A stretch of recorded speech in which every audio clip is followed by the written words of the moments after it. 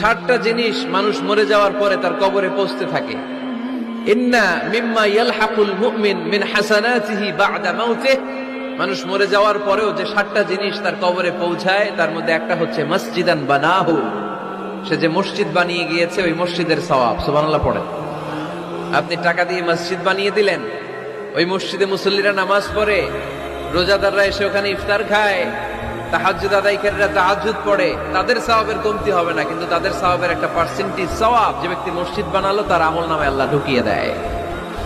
এজন্য বেশি বেশি মসজিদ বানাতে রাজি আছেন তো? তাহলে মসজিদ আবাদ করার প্রথম মাধ্যম হচ্ছে মসজিদ বানানো। 2 নম্বর মাধ্যম হচ্ছে মসজিদে যে জামাতে সালাত আদায় করা।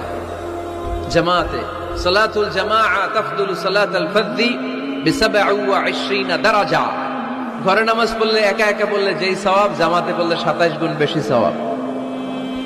সুবহানাল্লাহ বলতে পারলেন না?